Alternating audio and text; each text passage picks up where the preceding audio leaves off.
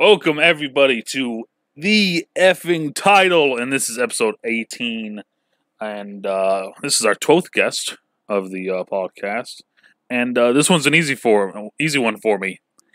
It's my stream wife, y'all. It is RidiculousAnad, but is it okay if I call you Dana? It is, of course, okay if you call me that. Okay, see, I told you I was going to have a really easy, simple intro for you. It's not my fault. I'm the best wifey ever. She said it, not me. I mean, I agree, but so how are you doing, Dana? I am doing good. Taking a long-needed vacay, off for a week. There we go. From work, out in Vegas, baby. Ooh, Vegas, baby. Sin City, even though half of it's closed. Sin City, but only if you wear a mask. That's right. So, why don't you tell the good people a little bit about yourself that don't know you from my chat? Yeah, which is crazy because if anybody doesn't know me, I'm literally in all of Husky's chats. But yeah, I'm Dana. I literally started streaming seriously probably about, 4 months ago now. And I met Husky, and it's just kind of taken off from there. He's now my stream hubby. We literally support each other through everything now, and he's become one of my really good friends. But I work crazy hours as a restaurant manager, and I like weird obscure games and movies and comics and music, and that's like the outer shell of my persona. Yeah, I was gonna say, I think we has it. I mean, how long has it been since now that we've known each other?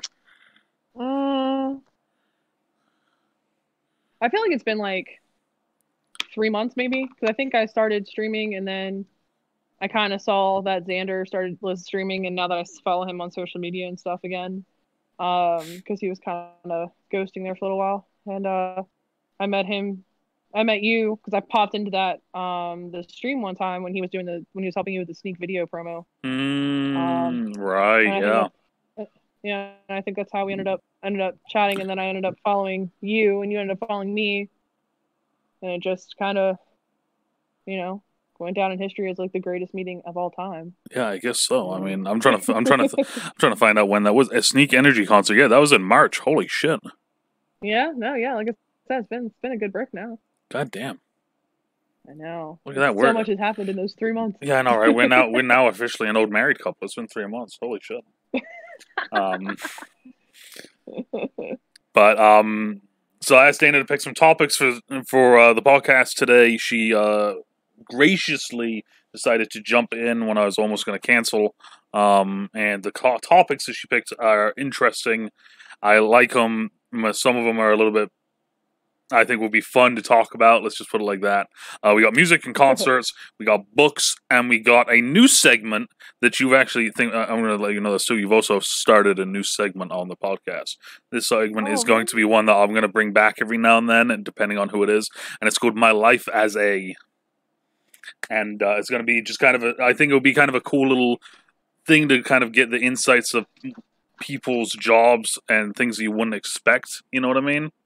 Mm-hmm. So I thought that'd be kind of a cool subject. So My Life as a is now officially going to be a the effing title staple. So nice. I'm so happy I could contribute. Yay! Yeah, well, I started thinking about it. And I was like, that's actually because you said My Life as a, and then I won't spoil what it is, right, for everybody. But I started thinking about it, and I was like, I can't fit that in the the website design thing that I use for my template and everything. I was like, I physically can't fit that in there. And I was like, so right. I was like, My Life as a ... And I was like, that just works for anyone, Yeah, for sure. Especially because, the fact that all of us live separate lives besides streaming, even that's what brought us together. It's hard to know what people do outside of that. Exactly. Especially since it plays such a big part into mine because it controls exactly when I can stream and when I have the time. So yeah, I mean, and the other cool thing for the cool thing for me as well is that I've had a few of my college buddies on, and some of them are like the jobs are drastically different. So it's kind of like, it was kind of cool. But like one of the ones that I've said, and I've said it in the past, I think I've said it on stream a few different times. I'd love to get some of my old coaches on the podcast at some point just to talk about stuff, because I think that'd be a really unique thing to do too. You know, because like for instance, one of them, Coach Russell, doesn't really know it, but it was a huge part of my college. Like, you know, like I refer to a lot of shit that he said in the past. I look up to him. Fucking one of the smartest football minds that I fucking know of. Just overall one of the most loyal guys that you'll ever meet when it comes to sports, or just, you know, like basically like school pride. And you know, like I look up to him a lot, and I've said it a few different times to my buddies. Like I'd love to get him on at some point, because I think that'd be really unique hearing certain aspects of coaching and being, you know, like a school that is so deeply rooted in tradition, and you know, he didn't grow up in that. Like, he isn't a part of it, but him coming in, he's completely bought into it to the point now where, like, yeah, no, he is the tradition. Like, all of us who have gone through the traditions and everything, we will consider him a part of it now, you know?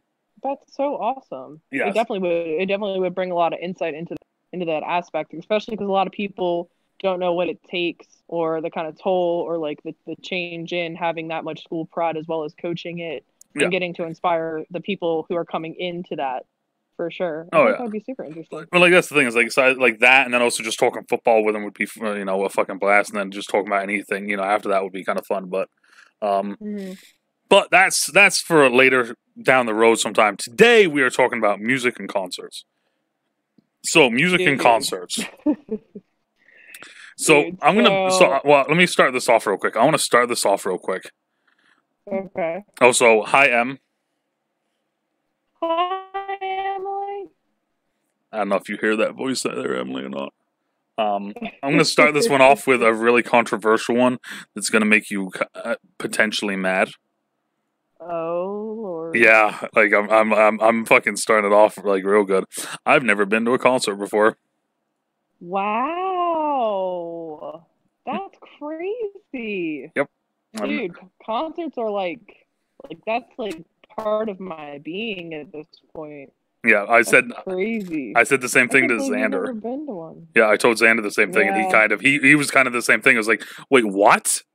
I've just never. My thing is like, I've just never really like there's not a whole lot of places around Vermont anyway, you know, that like are the music that I like. I would have to like travel like a good decent distance to go find someone, you know. Right. And then like the other thing is like, it's one of those things where it's like, yeah, you know, like I'd rather just sit. I mean, plus the funds, the traveling, you know. And like the other thing is like, yeah, I'd just rather sit at home and kind of, you know, listen to the music while chilling in my apartment, you know. Like, have you ever seen like live streams of concerts before? Yeah. So like that's the other thing. Like that's one of the reasons why I thought this was interesting, because like I've seen live streams of like a rock concert. I've seen live streams of like a rap concert.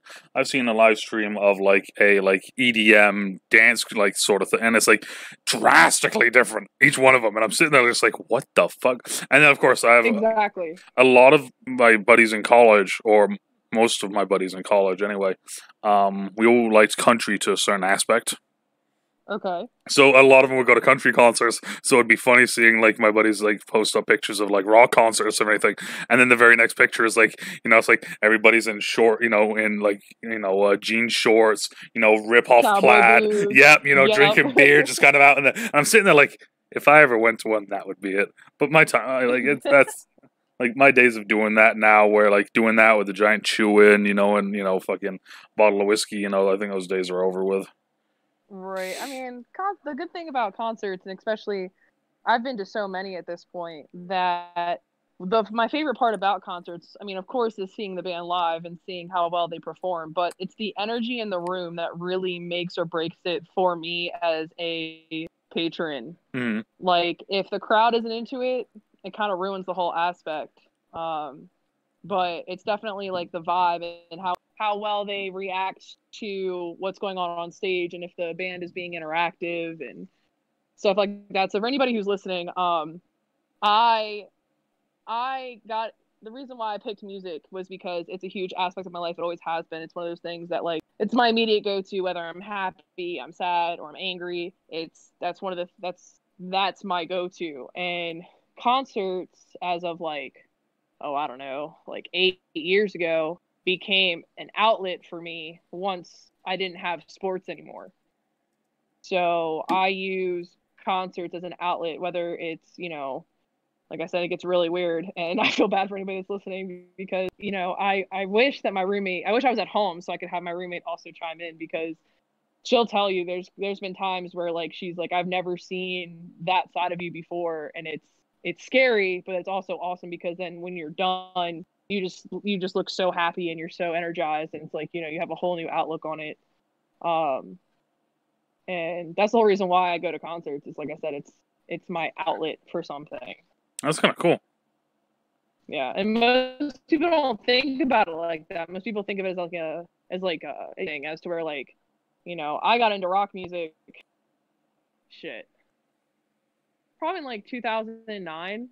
So, like, I grew up in a predominantly African American neighborhood and county, and so a lot of it was, I grew up listening to hip hop and rap and R&B and all that kind of stuff, and then as I got older and my friend groups changed, I developed a taste for rock and then progressed into heavier metal. And my friend Shauna is actually the one who, like, really introduced me to, like, going out into concerts, and she's the one who pushed me into going and letting it all out there, because, I used to be that person that, like, didn't get into mosh pits. Mm-hmm. I would stand on the outside and watch the chaos ensue and think it's fucking rad, because it is. And then as time has gone on, I've started using moshing as, like I said, an outlet. And, like, people think it's really weird when I say it, but, like, there are things that, like, I usually go to concerts before, obviously, the Rona. I used to go probably about once a month, if not every other month. Hot damn. To a show. Yeah. And they range anywhere from, little shows that cost, like, $15, $20 to get in, to, big ones. Like, originally I was supposed to go to Sonic Temple this year in May, but it got canceled, obviously. But that's a 3-day rock festival. Jesus. That goes on. Yeah. So it's, 3 days of just consistently fucking shit up out there. And, there are things that happen over time in, my everyday life, where, like, whether it's relationship drama or family drama or, work drama, I kind of, like, pin all of those things in the back of my head to come back to later. And then when I'm out at concerts and, big drops are getting ready to happen and I'm in the center of the pit, I just slowly start unpinning those things and feeling the rage come in. And then I just let it all out and just let everything go out there, push all my anger out. And then when I'm done, I literally feel pounds and pounds lighter. Like, it takes so much weight off of, my body, my psyche, all that stuff. Because, when you keep all that stress in, it wears down your body, it wears down your psyche and stuff. So, like, being able to let it out into something that is semi-healthy, because I do it to the point not to hurt anybody, of course, but to just get it out there and off of my chest, while you're singing along to songs that relate to your issues. And it's phenomenal. It's a great feeling. And I thank God that I got into that, because otherwise I would be a very angry individual. Well, I guess, like, I've always thought about it as well, because, like, of course, I've had plenty of friends go to them and be like, hey, you want to go? And I've just, like, I've never really wanted to. But the other thing as well is that, like, I just, like, I don't know if I could go, or if I would want to. Let me rephrase that. I don't know if I would want to go to, like, a rock concert, if that makes sense. No, it does, because there are people who enjoy the band and like seeing it, but don't necessarily want to be down in the pit where everything goes on. And that's either fear for yourself or fear for other people. And that makes sense. I've met people like that who were like, if someone hits me, it's not going to be a fun time. And I've met that. But the good thing is about 98% of the rock shows I've been to, the crowd, yes, it does get rough and it does get crazy out there. And you do have a couple of outliers that really do just mess it up for everybody. But the majority of the time, they look out for each other. Like, if someone falls, the whole pit stops. You know, multiple people pick them up. If you have crowd surfers coming through, you know, you make sure that you carry them all and no one gets dropped, you know, and it's honestly great. I mean, the greatest thing I ever saw was I went to Sonic Temple a few years ago, before the Chester Bennington died from Lincoln Park. Yep. And I was actually up in the stands because I didn't want to be down. I'd been going. It was the last day. I'd been going all day for 3 days. So I was just in the stands watching the last headliner, which was Lincoln Park. And the greatest thing I ever saw was there was a guy in a wheelchair who was at the very back of this giant football field, okay, in the very back of the crowd. And he got lifted up to crowd surf and got carried all the way to the front. That's fucking awesome. And when he got to the front, he got to high five Chester Bennington. And it was by far, like, it brought tears to my eyes to see a group of people work and carry somebody to live out their dream of being able to do that, even though they were not able-bodied. And it just, it literally brought tears to my eyes. I was like, oh my God, I love this community. And I'm happy to be a part of it, because if I was down there, I would have done the same thing. I'd have been like, yeah, get this guy up. Hell yeah, get him up there. That's fucking cool. I mean, of course there's downsides. Like, I went and saw down at, God, what is that show called? Carolina Rebellion. It's not called that anymore. But it's down in North Carolina. And we were watching Metallica, and there was this guy who came over, and he kept coming over the top of my head as a crowd surfer. And the last time he literally like dropped into me really hard, which necessarily wasn't his fault. But then he kind of like kicked back and it hit me in the face. And so I karate chopped him right where it hurts, and he dropped himself. And it was very satisfactory. And I was like, you've done this 6 times, kid. It's time for you to stop. Like, that's funny. I karate chopped him. Right where it hurts, man. And he literally curled up right into a ball and dropped right there. And it was great, actually. But I can't tell you the amount of times I've laid people out. That's my roommate's favorite part about us going to concerts. She stands on the edge and watches me completely fuck people up. That's funny. That's fun. I mean, like, if I were to go to a concert, it would be either a country concert or it'd be Jelly Roll. That's fair. I've never been to a country concert. My mom has been to country concerts because she very much likes country. And it's a completely different environment from a rock one, you know, and, you know, it's very, you know, people do dances, you know, and drinking and out in the lawns, and, you know, it's a completely different environment, you know. I mean, the clothes alone, let alone the sound, you know, the people, it's more peaceful, and it's more of having a good time than it is compared to rock concerts, which is still people having a good time, but you do have to kind of be weary about like what goes on. Yeah. I mean, though I've seen fights break out at a country concert before. I mean, I've heard stories, so it wouldn't surprise me. Oh yeah, I mean, I could easily see it too. I mean, like, that's my thing, is just like, you know, I would want to just kind of like almost like chill, relax, have a good time, you know, instead of being, you know, like, I'm gonna get in here and I'm just gonna fuck shit up, you know, like, right. I mean, there's definitely rock bands where that does occur, for sure. Like the lighter sounding ones. Like, I've seen, God, I'm trying to think of like the lightest show I've been to. I mean, the one when I was 10 years old and saw Avril Lavigne doesn't count, because like I was in the stands. That was my first concert, by the way. I just love how right now you're basically like, yeah, let me think of the most pussy rock concert I've been to. That's the one that you might like. Yes. No, it's not that. It's just that, you know, I mean, like I said, it's different strokes for different folks. Like, if, you know, you enjoy, you know, I mean, I've been to rock concerts where I've sat in the stands and had a great time. You know? I don't know. I'm just that person that now enjoys being down. I don't know. I just, for me, I just kind of, it's that, you know, like I said, like I kind of said earlier, I'd almost rather just listen to music at home, you know? That's fair.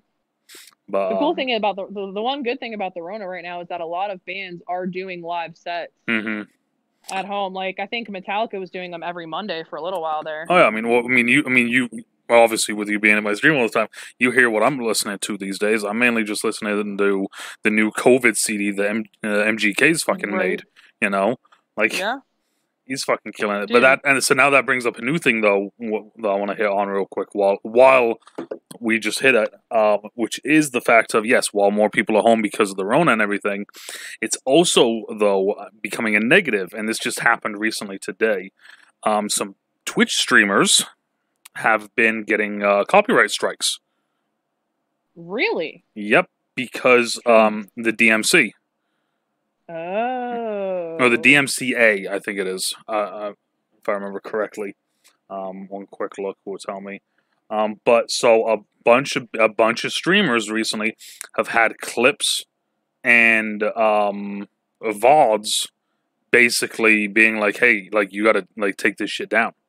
Like, that's crazy. Yeah, like we're gonna give you DMCA copyright strikes on older clips, but we don't have the system to help you remove them, and shit like that. Because I'm just crazy. like I'm looking through right now, and it's just it's like, and it makes sense that it's happening now. If that because there's more people, right? For sure, there's more people streaming, and there's more content creators, But that's the thing, though, is like there's like today I spent a good half an hour just going through all of my old VODs and literally deleting all of my old VODs. That's crazy. I mean, I'm not tech savvy when it comes to Twitch yet, and like, there's still a lot of things I'm not quite sure how to do. But like, I've been going back and like, for example, I still haven't gotten through my birthday stream that happened last Monday, and if you go and click on it now, there's parts of it that are muted because of the songs that are playing in the background from the playlist that was just playing. Yeah, which I think is crazy because it's not like I'm using it as a copyright. It's not like I'm using it to. Well, and that's the thing is that like if you look promote anything. If you look at a lot of the wording of the DMCA there, the actual paperwork stuff, it was written in like 1998. That's so outdated. Think about how much shit's changed. Yeah, dude, that's like 22 years worth of development in the internet alone, and technology alone. So, I mean, it's like, there's that, but like this dude here, he said, I received a DMC copyright strike from 2017, from a clip in 2017, because it had a song in it. That's ridiculous. Mm-hmm. But like, you would think that people would. This is the thing, right? So they're getting copyright claims, so Twitch is letting the streamers know about it. But then the thing is, though, is that you can't actually find those clips. Wow. Because the way that Twitch works is it's very difficult to find really old clips. Yeah, especially because don't they expire usually? Like the last depending on how long you've had it up. Well, so VODs, yes, clips technically are supposed to be there forever, sort of thing. But the thing is, though, is that if it's not a very well known thing, right. like here, your account has been locked. What happened? Your account has been locked because, and this is Twitter. Twitter received a complaint, Digital Millennium Copyright Act notice. Wow. So because more people are at home now. Literally, these companies are just fucking going full out. That's crazy because they want to make more money off of it. That's crazy. And then it's like promoting but not promoting. That's the thing is that back and I've had this problem before as well because there was a video that I did for Dr. Squatch. Okay, I think this was before we actually met and started talking. I did a video for Dr. Squatch. I did a unboxing of it, and then I was like, okay, I'm gonna go try all the stuff. So I went in, and then I took a shower off stream and everything, used it all, and then I was like, okay, this is what it was like using it. But at one point I had my hair up in a ponytail and a man bun ponytail, and I let it down and I did the hair flip, and so you did a music over it? So I found a way to do it on my video editor and slow it down. So I was the slow motion, and I put the sexy sax music in there, the George Michael sexy sax music.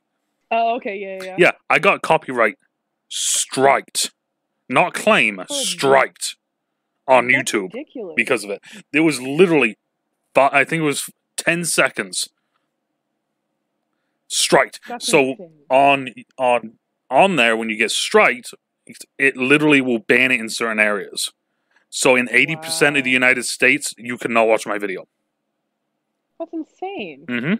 Because of 10-second clip. So I had to redo it, and the lucky thing was that I was monkeying around with it the day that I uploaded it. Mm-hmm. So I literally had to redo all of it all over again, remake it, redo everything, and just remove the audio from that one part. That's crazy.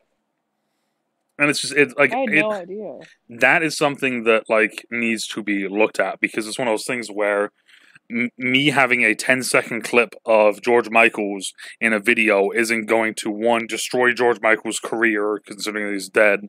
If not, it only ups it because it, you added some flair and, used it.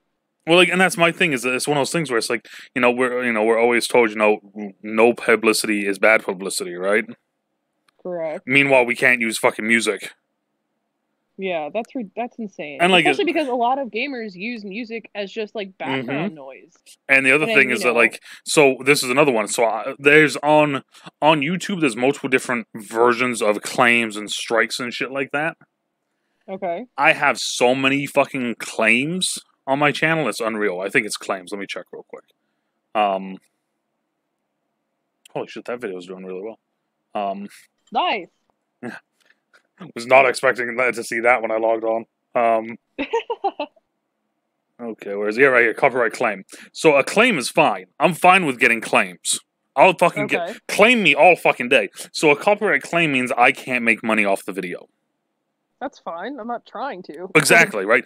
But so there's certain aspects of it, right? So when I did my twerk video, okay, so it was April Fool's. But you have to have music to twerk. Come on. Well, so this is the thing. So it was April Fool's, right? Okay. So for April Fool's, I was like, okay, it was a Wednesday, and Wednesday is the day that I upload random ass videos.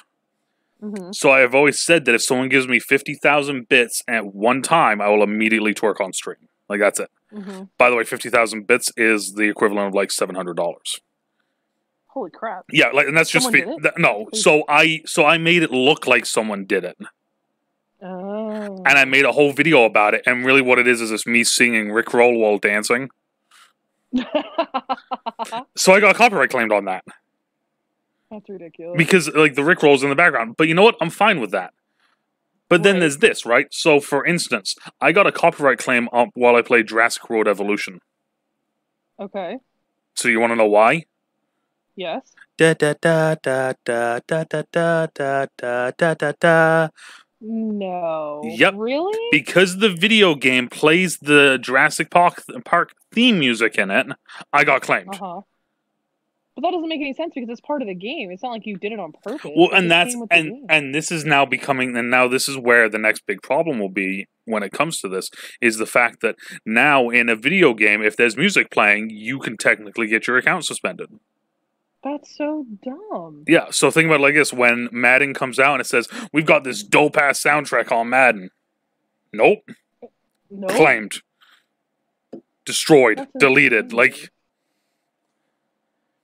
Well, that's just like, when we play Batman, and if it has the Batman theme, is they going to claim me for that? Yeah. Technically, as of right now, yes. Yes, they will. That's insane. I don't even want to play it now. I don't want to get clean. Well, I guess the thing is, like, what I did was I went back through all of my old streams, and like for the last like 3 months or whatever it is, it saves it. And if it says that it disabled the audio, I just deleted it. I deleted the VOD. I went back through and looked at some of my clips. Apparently, they already deleted a bunch of my clips, like Twitch did. Because I was looking through, because I was like, okay, I know for a fact I have the Mercy dancing, I have Roadhog dancing, like these, right? So I'm like, okay, I'll find these clips and destroy and delete them. Went through, they don't exist on my Twitch anymore. That sucks because those were so funny. Well, so that's the thing, is like I already have them saved. I saved them. They're saved on my computer. But on here, though, they're not here. That's insane. You just did those like last week. Yeah, I know. And then not there. Like the only one that was there was the Sombra one.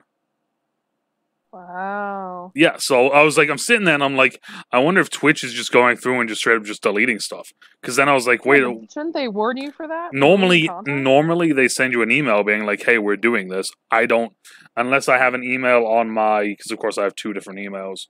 Unless I have an email on my, other account, then like, yeah. But I mean, I just like. So yeah, I thought I'd hit that one real quick. So yeah, so watch what music you fucking listen to.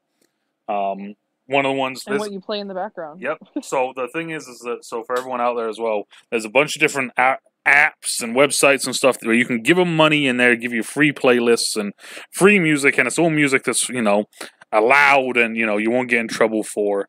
The other one, and this is the one that I suggest doing, is if you go onto YouTube, and I'm gonna do it right now while I walk through this. If you were just write copyright free music, one of the very first things that should come up is audio library, and it's music for content creators. It's an incredible little YouTube page. Basically, you can go through, you can find your music, and then once you find it, there's an actual little thing. You just copy it, and you can paste it in certain places. They do tell you that it's supposed to be used for this, that. I've sent messages to the people that I wanted to use music for before and been like, hey, I'm going to use this on my Twitch. I'm putting the little notification thing at the bottom of my biography, like on my bio and about me section. So it's still there. I'm just letting you know that right now, sort of thing. And I've actually gotten like a message back before where they're like, "Cool, like awesome, thanks, thanks for like letting us know." So yeah, like the heads up, but that's still crazy though, because like I said, like there are people who like when you're just playing games in general, like anytime I play Overwatch, like 90% of the time I just have music up in the background. And not even when I'm streaming, just in general, because like I said, music is like one of those things that I just always have on. And if, just to jam along to and something to like boost my spirits or whatever. And then if I do have it streaming and they're like, oh, you can't use that. Like, I can't believe how much is blanked out of my stream. Well, like, and that's the thing is that like, it's crazy as well, because the other thing is that like literally like 2 or 3 weeks ago, they were promoting Spotify. Right. Exactly. So it's one of those things where it's like, how can you be promoting this, but yet then we're going to get in trouble for it? Yeah, that doesn't make any sense. I think it's going to be one of those things where, because of course Twitch is just following the rules that the DMCA, has provided, right? So I think that eventually, though, I find it hard to believe with the amount of backlash this is already getting, because this has only happened in the last. It happens every now and then, but there's always a big flare up, and with everybody being at home and there being more content creators than ever right now, the flare-up from this, I think, will be so drastic that something will have to be done about it. Oh, yeah, for sure. You definitely have to, because there's no way that's just going to be okay, because then no stream's going to have music, because everyone's going to be terrified of having their content blanked and or deleted. Exactly. I mean, and like I think that there's even been a channel or two that's been like deleted. Like, we're sorry, but your account's been like, like bye-bye. There's too many flags on it or whatever. Yeah, that's ridiculous. Because like Fusely is a bigger name streamer, but it looks like she said, I've talked with multiple Twitch staff, all telling me my best option is to delete all of my clips ever. On top of it being near impossible for me to delete over 100,000 clips, the creator dashboard isn't loading any of my old clips. That's crazy. Yeah. And then it says, this is an issue way bigger than me. Content creators aren't being informed by Twitch on the proper steps to protect themselves. And then, like, this other guy here, he said, that any other streamers get hit with some copyright stuff recently? The heck am I supposed to do? I can't go through 100,000 clips and delete anything that has some music in it. Yeah. And, like, the very first thing is it says, alleged infringing content. And it says, and then the date under it is Sunday, June 2017. 2017. Wow. Yeah. So it's like, it's a little scary right now, Yeah, for sure. Now I don't even want to have music at all. When it's like this one, it says, during a June 7th broadcast, Twitch personality Mayayoshi revealed that he had been warned for playing a music track by Lil Uzi Vert, though in the clip, he is listening to circus music while juggling items. That's ridiculous. Mm-hmm. That's insane. They gotta update their shit. And it says, based off numerous tweets from streamers, it appears the most popular music tracks that are being flagged are Ariana Grande's Seven Rings and 50 Cent's Indie Club. So a newer song and then a really old song. Yeah, exactly. I mean, I can like I find like it's just it's ridiculous. That is absolutely. I could no. I'm not even ever gonna play music now. That's ridiculous. Like, that's the thing, is like what I'm gonna do is within the next little bit here, I'm probably going to, because the audio library there, that's how I found out. That's how I found my old intro music, my highlight intro music, my YouTube highlights. Like, if I ever use music in any of my content stuff or like my stream, that most of the time it's from them. There's one guy on there that I really enjoy all of his music that he's done. I'm actually going to send him a message and like basically like be like, hey, look, like we're, Twitch, content creators and streamers are getting hit real bad with this right now. Is it okay if I create a playlist that's just of your music and I have, like a link somewhere where they can come find it, and just, like, is this okay? Because it's all free copyright stuff. But like I said, you have to follow the certain rules with it. So it would kind of be. You expect me to go through my playlist and go and ask every single artist? Well, no. Hey, so so that's the thing. Is like this is my plan that I'm thinking about doing, because like I said, this dude all of his stuff is copyright free. But then, like, for instance, let me find one of them real quick. Here, this one's audio library. I'm not gonna actually play it. Yeah. So here it says, you're free to use this song in any of your YouTube videos, but you must include the following in your video description, copy and paste. And then it has a little thing that's just like, this is the person, this is the licensing agreement, this is the way that you can download it, this is being promoted by this channel, like that sort of thing. Gotcha, okay. So what I normally do is when I make a video is I just have, like, in my description, there's just like 7 of those for each one of the songs I use.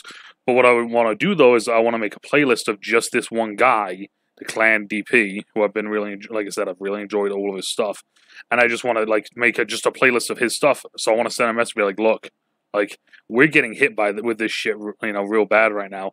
Is there any way that I can do this on my stream? And have like a link set to like the playlist so people can find you, but I won't be able to do the. It's almost like you're gonna have to like make a music tab on your like your main covers, like on your Twitch homepage. Oh, I mean, I already do. Have a link.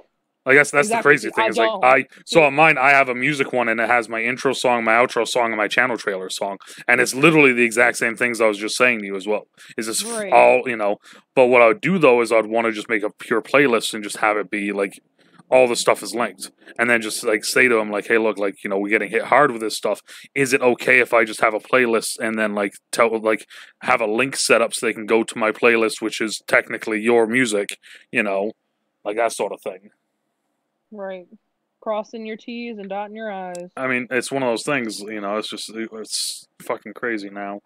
But I don't it's crazy. I literally I find that flabbergasting, and I'm honestly really mad about it. There's been times before where I freaked out about it, because like Spotify, for instance, there's always been the Spotify thing in our Twitch contracts that actually says that we're not supposed to listen to Spotify on stream.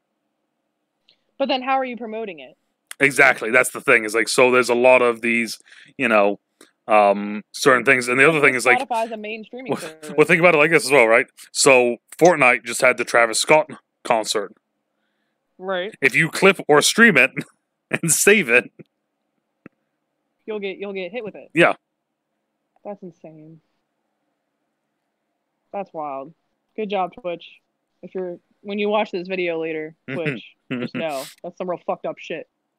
But it's just like I went through this last year, and I like kind of freaked out a little bit, and I stopped playing music, and then I said fuck it recently, and I just started doing it again. But now with the channel growing a little bit more, like, I want to see what, like, for instance, like Tim the Tan Man, I want to see what the fuck he's gonna do, because Tim listens. Tim like gets sent music, and he listens to music all the time on stream. Right. Is this just something that's going to affect the medium to small streamers, and the big streamers are just going to be okay, like nothing's happening, or is this something that's literally, going to affect all of us? Like, that's my thing. All right, so now this is. There's even bands that play their own, like, for example, like I watch a lot of Craig Babbitt, who is the lead singer of Escape the Fate and has a side project called The Dead Rabbits. And he plays his own stuff. So like, could you imagine if he got on his own shit? Well, like I'm trying to think of Panic at the Disco. Like Ronnie Radke. Yeah, Brendan Urie. Yeah, I I follow Brandon Urie on Twitch. Imagine if he started like singing on stream or like listening to his music, and then suddenly, bam, copyright. You know? That's insane. Yeah, I mean it's just. But okay, so now for the fun one. What's the worst music today? What is the worst music today? Oh man. I mean, that depends on like the person. I mean, I personally don't like what is considered quote unquote mumble rap. Mm-hmm. And I don't really even know what like the proper term for that's called, but like it's one of those things where I love listening to good beats that are over, like R&B tracks, and most of the time the lyrics are hidden, but if I can't understand what the lyrics are saying, and there are people who yell at me all the time, they're like, you can understand someone pig squealing, but you can't understand a mumble rapper, and I'm like, no, I can't. Mm-hmm. And so that, and then like real twangy country, like old twangy country, like that stuff is like nails on a chalkboard for me. Like I can't stand that shit That's at all. funny. But I agree with the mumble rap. I can't fucking stand it. My thing is, it's like, like I said, I listen to a lot of Jelly Roll. I listen to some of these, like, they're considered like country rap sort of stuff. Right. But then also I listen to Tech. I listen, to Mercules. I listen to fucking Chris Calico, Old Tupac. Like Fitty. Exactly. Like that I can handle. The new shit where it's just, the Gucci Gang one. There was a time when I was coaching and I was like telling my kids, I was like, if you put that shit on in the weight room, I'm smashing your phone. Like it's happening. Yeah. And like one of the kids like fucking like did it, and I grabbed his phone and threw it across the fucking weight room. You were warned. You were warned. Well, that's the thing is like the head coach was there and he's just like, oh, don't do that. I was like, I fucking told him. I picked the music now. Like you've lost your music privilege. Mm-hmm. Yeah, no, I can't stand that. And like this certain country that I still like. I can't stand. Don't get me wrong. There's definitely country out there that I like, but it's more. It has rock underbeat. I can't stand K-pop. But understandably, like it is an acquired taste. And yeah, I don't. Well, I guess that's why, like, when it says worst music, because of course there's people out there that love K-pop, and if you do, that's awesome for you. For me, I don't fucking get it. I'm exactly, like, I start watching / listening, and I'm just like, I have no idea what's going on. I'm scared. I need an adult. Help. Someone help me! I don't understand. Yeah, exactly. No, I feel that for sure, 110%. Yeah, you definitely. It's like I said, it's an acquired taste. You have to kind of. One of the ones, now that I think about it, one of the ones that I do, and it's kind of music. It's themes. I love themes. I'm a huge theme guy, because like for instance, if I were to say to you, hum a Marvel theme song, go. Oh, dude, I'm not a Marvel fan, dude. Well, no, but still, like, even if I said it to, like, a Marvel fan, they wouldn't be able to do it. But then if I say to you, hum the Wonder Woman theme. I still can't do that, but yeah, I agree. Like, well, know what... It's more known. Yeah, as soon as it played that very first time ever in Batman vs. Superman, as soon as you fucking heard that was one that just stuck with you. Mm-hmm. And like I'm a big theme guy. I love themes. One of the ones that I really like, and a lot of people don't know this, is and of course it's DC, is the difference between Superman and Lex Luthor's themes. Right. Okay. Yeah. No, that makes sense. So there's the thing with it is really kind of cool. So Superman's is really kind of the low pitch, I can't fucking think of like the way that it goes now, but it's on one end of the piano. Luthor's is on the other side of the piano, and they did that purposely in the movie to show that they're like, but it's the exact same like chords or like keys. Right. It's the exact same thing. It's just different levels, yeah. And I was like, that is the fucking smartest thing I think I've ever heard anyone do. Like, that's just fucking incredible. Like, I mean, it's just like the Star Wars theme. Like, it's so known, and then Stormtroopers walk. Those are like literally when you said theme, the first thing I thought of was dun dun dun dun dun dun. Like, that's the very first thing I thought. Yeah, the Imperial March, yeah. Exactly. So, like, it definitely makes or breaks franchises alone. I mean, Harry Potter's is the same way, and it's what makes characters. It's what makes your franchise. It makes your story. Yeah. Just like video game themes, like, you know, Mario's, you know, so one of the most well-known sounds ever. Oh, like, see, like you already know what I'm doing, and like I'm just fucking, you know, like the Halo one will forever be known, Ever. like, For sure. That's funny. That's the other one I thought of too. yeah. Well, like immediately, that's the one that I go to. I mean, of course, there's always the Overwatch one as well, because as soon as you turn the game on, you're fucking punched in the face with it. Yeah, I turned mine down so low I can barely hear it now. Oh, lucky you. Yeah, no, I have all my stuff like just set normal bass, and it's just, you know. Yeah, for sure. It's like, all right, we're playing this game. Gotcha.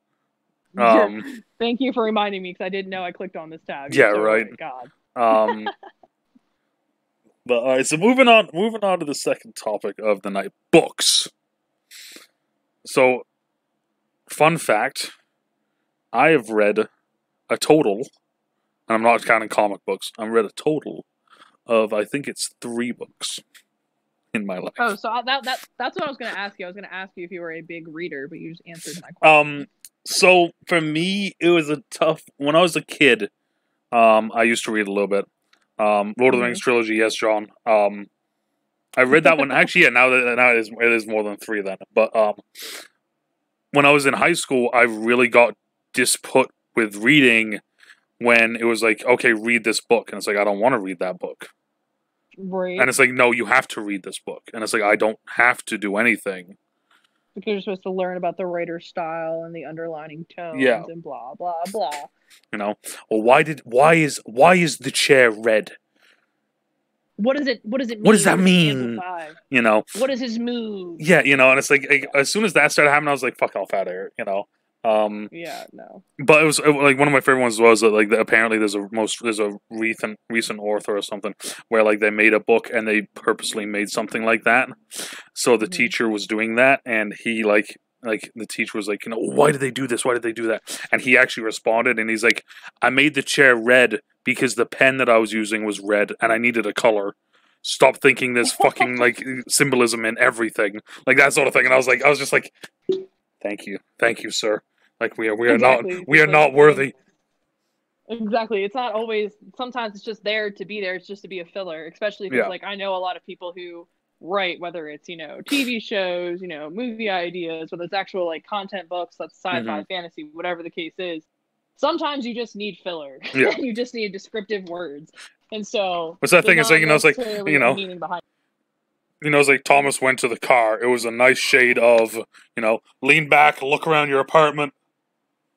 Bullet bourbon, orange. You know, orange, midnight blue. Yeah, you know. But yeah, no.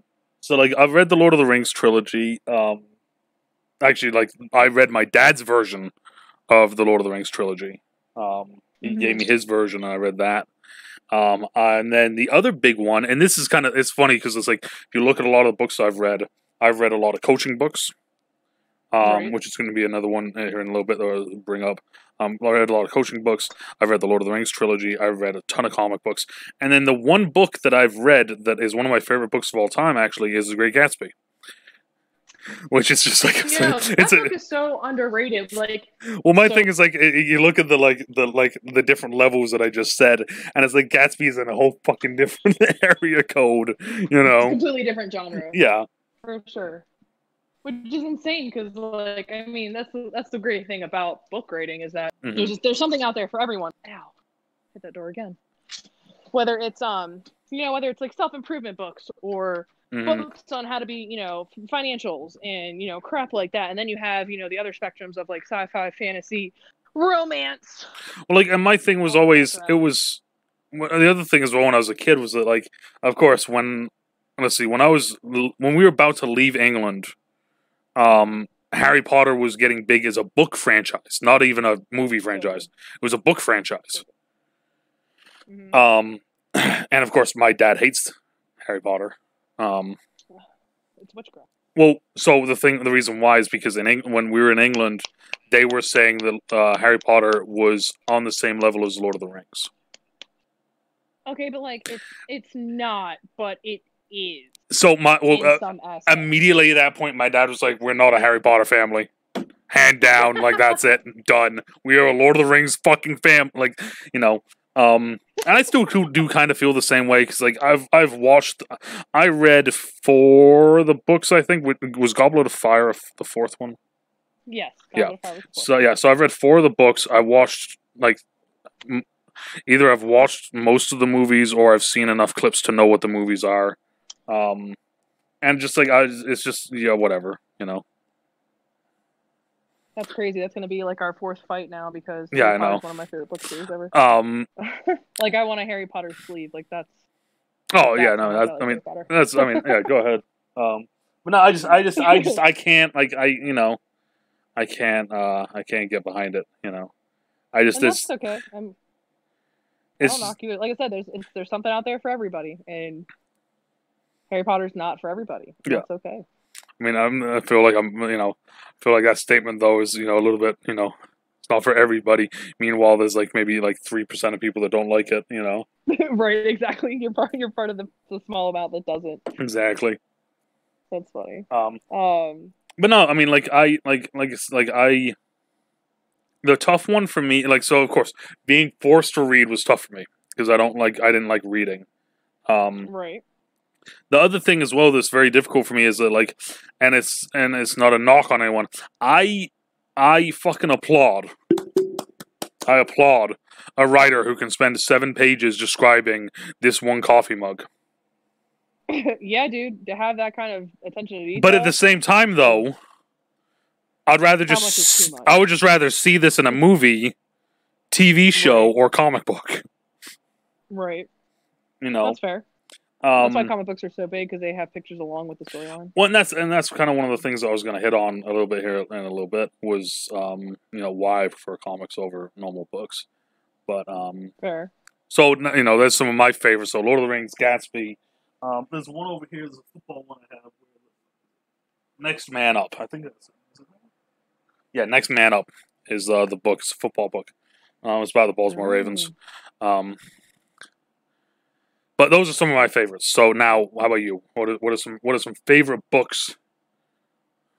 I don't have specific books. I have series because I'm a huge series person when it comes to reading. I mean, I started reading when I was very young. My mother's a big reader. My grandmother on my dad's side is a huge reader, and they both kind of influenced me into being a reader. And I was reading really advanced things at a very young age. Like, my mother primarily blames who I am as a person on the fact that I could read adult content books at the age of 12. Like, she was like, you shouldn't do that. And I let you do it. I don't know why I let you do it, but I did. Yeah. And I was like, it's okay, Mom. Don't blame books on my on my sex life. It's fine. So I grew up reading a lot of book series. Harry Potter was obviously the very first big one that I really got into, and I blew through them. I mean, I was one of those kids that had a book everywhere I went. I could spend a whole day reading and finish a book. And as I gotten older, of course, the content that I read becomes either much more promiscuous or much more gory, depending on the style that I'm reading. But I primarily read fantasy. That's my thing. Anything with vampires, werewolves, witches, that is what I read. So Harry Potter was, of course, a big one. One of my current favorites right now is a series by J.R. Ward that is called The Black Dagger Brotherhood. Okay. And it's based in modern times, but it's about a royal bloodline family of vampires that fight these things called lessers that are pretty much undead guys with no souls, and they eat on humans. They prey on humans to get their souls. That way they don't die. Okay. And there's a bunch of other things that go along with it. And the way that the story style is written is that it's a different person's perspective of what's going on each book, and their background and their story and how they became who they are. It's super interesting. The first book is about the king of the Black Dagger Brotherhood and of the pure line. And you get his story first and how he meets his wife, who is a human. And that's the first one, and then it goes into the people who are part of the Black Dagger Brotherhood, and it goes through each member, and it's super interesting. And then the other one I'm reading is shit, what is that series called? I don't know. It's called The Dark Hunter, the Dark Hunter novels. Oh, okay, yeah. I've And heard of it's those. they're really good, super gory, super graphic, and it's fantastic. But it brings in a lot of lore. So like it starts out with Greek lore, like Greek mythology, and then it goes into Atlantean mythology, and then it goes into Native American. And as the storylines progress, because it's written the same way, where it's based, J.R. Ward, where it's based off of, you're seeing it from one person. Each book is about a specific person in the universe that they're writing. That's interesting. And it like there's so much information that I did not realize I didn't know about. Like Greek lore is something I've always been into. Like I read the Percy Jackson series. I think all of that's super neat. And so seeing it written from this more adult and more logical perspective that gets thrown into this. I mean, of course, it's still fantasy, but having it brought in and seeing a lot of different facts and how, I mean, the gods and goddesses are in there and they're a part of it, but hearing like the stories that are across the board, it's insane. I didn't like Native American lore. I didn't know a lot about, but I read a lot of those type of series that are super fantasy, but they are super adult contented, which is my favorite part. Like the J.R. Ward series, the Black Dagger Brotherhood, is literally about sex, drugs, and killing. Like it's phenomenal. Like that's aggressive. That's aggressive, yeah, man. it is. But it's so good. That's funny. My favorite, like, and of course, like I said, it was one of the things I was going to get to was, comics. It was funny because I got to a point, a little bit of backstory and a little bit of TMI for everybody. When I was in college, I was very social. I was very social in college. Part of a football team. Going out, drinking. Just was very social. So I went from a very social life to coming back home to where I live now, where I was very not social. Just kind of hanging out by myself with my family or people at work. Like that sort of thing. I started noticing that it became tough for me to talk to people. And it became tough for me to tell stories. A story that I could tell, like John, for instance, that would take 5 minutes. If I was telling someone at the school as I'm coaching, would take me like 20 minutes. And it became very tough and very difficult to, just kind of talk and like go through stuff. And it wasn't until I talked to Jeff, actually, my buddy Jeff, where he said that he kind of went through the same thing and told me to look it up online because that's what he did. And kind of look this certain stuff up, and there's actually like it's a common thing that's not well known, which is if you're a very social person for a very long period of time, and then you go into being very dormant or not social, you kind of lose those social abilities that you had. Right, because you're not practiced as often. That makes sense. Yeah. That makes sense. So one of the things for you to help with that is to read. And I read that, and I'm like, I fucking hate reading though. I don't want to read books, man. Exactly. So like at that point, then I was like, okay. I was like, and that was kind of when I was starting to get into the MCU. And I was starting to like superhero movies and like starting to like understand more about that sort of side of it. And I liked the storytelling and everything. And I was reading different stuff online about different stories and everything. And I was like, okay, I kind of want to start getting into this because it seems kind of cool. And that's when I bought my first book, which is funny because the first book I ever bought was Aquaman, New 52, Volume 1, The Trench. It was $45. I thought I was fucking mad for buying a $45 comic book. Hardcover, it's like it's like books 1 through, or comics 1 through like 20 or something like that. I got done reading it and I was immediately hooked. And I noticed, so I started buying books, reading them, buy a book, read it, like that sort of thing. And after about a month or so of doing that, like not only did I felt better because I was putting time aside every day to read, but me being able to talk to people was becoming easier because now my brain was working and it was like, it was very interesting, figuring that out because, of course, the other thing, like I said, when I was coaching, I was reading coaching books. I was reading all sorts of information online, playbooks, this, that. It's a completely different thing from reading a story and trying to put stuff together and, that sort of thing. Right. So that was kind of my thing. And like I said, earlier when I said, like, I will applaud anyone that can describe this fucking coffee mug in 7 pages.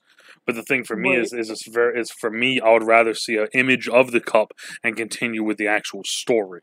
Right. And it was one of those things where I started reading more books. I started, reading more comic books, I should say, and I started realizing that, like, these stories are fucking incredible. Like, the stories that I was reading in comic books were the story themselves were better than actual books I had read that I was forced to read. Right. And, like, immediately at that point, it was a huge change, like, dynamic change in my entire, like, psyche and everything. Because at that point, then I was like, okay, cool. I got an extra $50 this week. I'm putting all $50 into buying books, like comic books. Dude, I can't tell you how much money I've spent on books. My mom used to hate taking me to like Barnes and Noble or Books a Million. or whatever. Bam. Literally, I would literally walk out with like stacks and stacks of books. Because there was a point in time where I was reading books, like I was reading a book a day, and that's why I get so hooked into series, because if I finish a book and it ends, in a beautiful, nice, wrapped up little bow, but I'm like, okay, now I have to find a whole new now I gotta find read instead of continuing a series, which is why I think I enjoy the Telltales so much when I play them, because it's a continuating story. It's not just a start to finish. Exactly. It's because especially with books that like I'm going to use Harry Potter as an example because everybody's so well known about it. Yep. But you become so attached to the characters and their development alone that sometimes one book isn't enough to completely satisfy my needs as a reader when it comes to character arcs. Yeah. Like it just isn't. Watching, for example, one of the best arcs in Harry Potter isn't even Harry Potter himself, it's Neville. Yeah. Okay? Neville is one of the greatest developments in a series that is, like I said, super well known. I mean, there's a bunch of others I can list. I mean, for example, like the most well known one for story arcs, quote unquote, is fucking Zuko from, Avatar. Like that's by far one of the greatest story arcs ever. But when it comes to like books themselves, Neville was that for me, because you watch him grow from this little small boy who's scared of everything to watching him take out a fucking snake. Yeah. Which happens to be a Horcrux. Like, spoilers for anybody who hasn't seen it, but like, come on now. Yeah, I was about to say, if we got to give spoilers for Harry Potter, then there's no fucking, Like you live under a rock. Yeah. Get it together. So, I even know that. Like, come on now. Like. Exactly. So watching, and that's why, like I said, I think that's why I enjoy series so much. I mean, don't get me wrong. There's definitely short stories out there that are one book that are decent.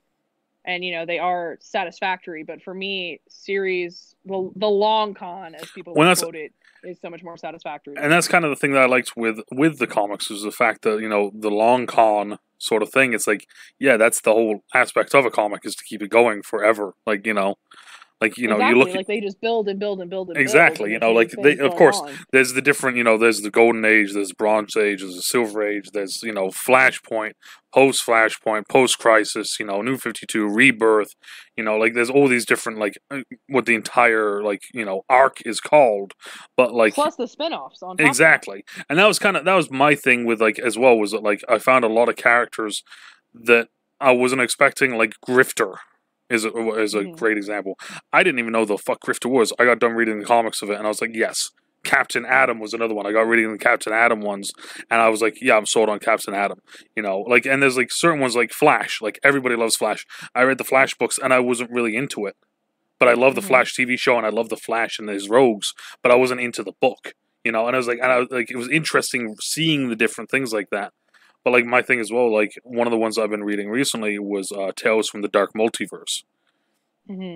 Which is, they take an event that happens, and at the moment when the light kind of hits and everything goes the way it should, in the Dark Multiverse, it doesn't. Right. So one of the big examples is Bane breaking Batman's back. Huge, part of the Nightfall comics.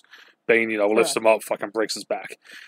Jean-Pierre Valley, I think his name is, basically, what the fuck is his, actual name? Oh god, I'm gonna get fucking roasted if, there's anyone that actually knows.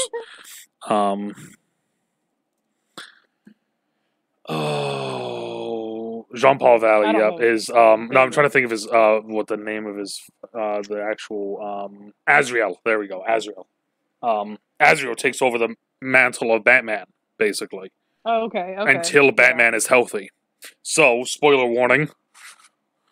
Um, in the Tales from the Dark Multiverse, when Batman becomes healthy and tells Azrael, like, okay, I'm going to take back the role of Batman, he says no. Ooh. He Spicy. says no. He says that I've done more as Saint Batman, as he's now calling himself, than you have ever done to save this city, sort of thing. So eventually, so he basically re-breaks the bat, and there's a image in the book where he has Batman's torso and then his head looking over Gotham Ooh. in like the highest tower. So he's forcibly having to watch everything that he's done, sort of thing. And then of course then the story goes from there. But it's that aspect of just taking a very well-known story and at this part where like this is where, you know, kind of the light, you know, happens and everything happens, they say nope, we're doing it a little differently. I like that. And they did 5 of them. They did 5 really well-known story arcs, and they changed one moment. And how would this change if this had happened instead? And I was like, that's fucking cool. And like the other one that they did, because of course it's Batman. Everyone knows Batman. They did the Dark Knights. That's the new one, the Dark Knights, which is a part of the Dark Multiverse, and that's how we figured out. That's how we know about it. So, for instance, in one of them, yet again, spoiler alerts, it's called Red Death. So the thing with the Dark Knights is each one of them is Batman, but now add in one of the other Justice League members to the character of Batman. So Red Death is Batman and Flash put together. So in this multiverse, something happens and the entire Bat family dies. Oof. In like one swoop, they're all dead. So Batman is like unconsolable, can't fucking deal with it. He goes to Flash and basically is like, Flash, I need you to take me back in time so I can save my family. And of course, Flash says, no, I can't do that. Da da da da da. You know, this is, you know, like we can't time travel. It's not something we were supposed to do. But then Batman, we can't mess with the storylines. We can't mess with the timeline. But then Batman says to him, "You fucking done it before. I know you've done it before. You just won't do it for me. And if you won't do it for me, I'll make you do it for me," sort of thing. Ooh. So Batman goes and kills Flash's rogue gallery and steals all their weapons to use against the Flash, because where the rogues had their code of conduct, Batman doesn't have that anymore. He wants his family back. Fuck the code. Yeah, right. So he eventually subdues Flash and like knocks him out. Flash wakes up and he's tied to the front of the Batmobile. And the Batmobile now has the cosmic treadmill on it. So Batman's like, so this is what's going to happen. I'm gonna floor it, and I'm gonna go straight. And your energy mixed with the cosmic treadmill will put the basically the Speed Force into me. Ooh. So he slams it, and it just like the book shows like the Batmobile like fucking just driving off, and the Flash basically like disappearing and like dying as the Speed Force goes into Batman, and he becomes what's known as the Red Death. The only problem is though is that Flash is still in his head and talking to him. Ooh. Yeah. So it's one of those things where you when people first saw it, they were like, great, more Batman shit, you know, awesome, great, you know, that sort of thing. But it's one of exactly. You need to read the book because it is fucked up all the different shit that happens. So there's that one. There's Bryce Wayne, which is my favorite one. It's called The Drowning.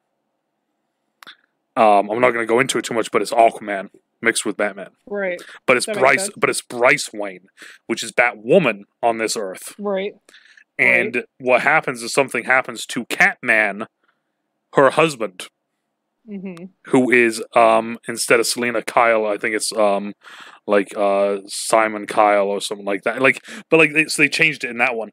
In one of them, Batman wears Ares' battle helmet, which turns him into like a god.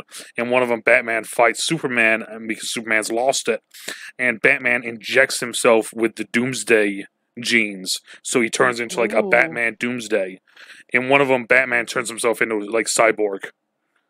That's fucking sick. See, that's what I mean. Like being able to develop stories off of stories. That That's the whole reason why I like reading books. And that was my thing, was like, because of course the big thing with DC is the multiverse. Everyone knows it. Multiverse in DC, that's kind of the big thing. Is that there's always, no matter what, there's an Earth like this, there's an Earth like that, there's an Earth like this, there's an Earth like that. But then twisting that on its fucking head and saying there's a dark multiverse where everything's a little bit more twisted and more, not what you think it would be. But then also them being like ballsy enough to be like, and we're going to show you what it's like. Not just telling us, we're going to actually fucking show you. Like, one of them is the Batman who laughs. And the Batman who laughs is the Joker Batman. Right, exactly. So he it's so fucked up. Spoilers, big spoilers. And that's why I enjoy DC over Marvel, because it's so much more gruesome and dark than it is the Marvel is. So Batman is like, Joker melts Gordon's face off. Joker R.I.P. Papa Gordon. He like kills half of fucking Gotham, and he's like just taunting Batman, and Batman kills him. Batman straight up kills him. Nice. And when he does it, though, there's a like toxin that kind of flows out of Joker and into Batman. So Batman slowly starts becoming Joker. So he gathers the Bat family together, and then he mows them down with machine guns. That's terrible. And then he infects Lois and Superboy, and then he basically jabs. I think it's either he jabs or he like puts it around Superman's neck, but it's a kryptonite that like makes it so like he's gonna kill people. So he basically makes Superman kill his Lois and his own son. That's so crazy. I love it. It's fucking bonkers. The whole series is. I'll send you the link to the book so you can buy it. Yes, please do. Because it is. God, yes. It is fucking nuts. But then the other thing, like speaking on that, like the adult part, right? So there was a book called Batman Damned. I haven't fully read it yet because I've been behind on my reading, but I bought it. And the reason why I bought it was, it's a little bit ridiculous of a reason. So of course, DC has come up with this new thing called the Dark Label. The Dark Label is for like more mature content. Like that's it. It's 100% more mature content. But it's the characters that we know, just mature content. So in one of the books, you see the outline of Batman's dick. And it's like the very first issue. And as soon as they released it, fans lost their shit and was like, why the fuck are they showing us his dick? Like, of course, this is part of the Black Label. Part of, like, this is part of, like, the mature, the adult books. And everyone's like, why are we seeing the bat dick?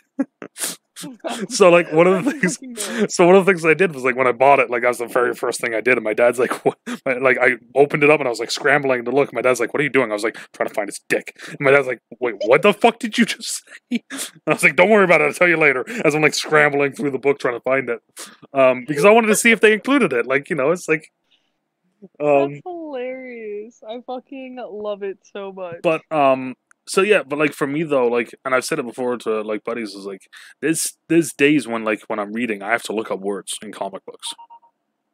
I mean, that's in normal books too. Like I can't like the amount.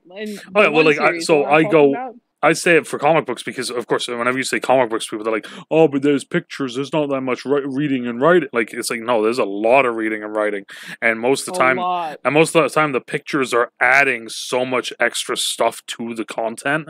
Like most of the time when you're reading like it's either like the narrator voice boxes or the character voice boxes. But like the pictures themselves are telling you more than what most of the fucking stuff is. Right. It's adding extra layers to the exactly. Story. That's like the word thing, like they're like that one series I was talking about, the Black Dagger Brotherhood. They have their own lingo and slang that's part of like the original language, quote unquote, that they have. And so in each book at the very beginning is a table of contents, and then there is a dictionary. That's funny. That way when you come across the word that they're using, you can actually look it up. Exactly. That's fucking cool. That was super helpful. But then on top of that, just normal English words that I have no idea what they mean. I'm like, what the hell is this? And I have to stop and I have to Google it. And then I'm like, oh, okay. Then I have to read that part again. Yeah. So I understand what it means. The worst one for me was when I first started reading. So they write son of a bit. They write son of a for son of a bitch, but they write it all as one word. Oh, okay. Yeah. So son of a. And then they don't write bitch. It's just son of a and then a bunch of dots. So the very first time I read that, I spent probably a good half hour trying to figure out what the fuck it said. Because I had no fucking clue. No, I don't blame you, because because it looks weird. Like, all put together as one word. You're like, what? What is that? Yeah, I mean, like, it's just, I was like, this is just fucking weird, you know? Yeah, no, I definitely feel that. There's definitely been big words used, and especially like with that one series that I'm talking about, like with the Greek mythology lore and like the Atlantean stuff like that. I had to stop and do some research on it because I wasn't quite like some of the words they were using. I was like, does this apply to this specific person in the story, or does it apply to the overall lore? Yeah. I don't understand what it means. Then you have to go and look it up, and you have to understand the background of it. And so there was definitely times where like I had to like, I would get stuck like in hours of just looking up things, and I'm like, oh wait, this is completely different than where I was, and I have to go back.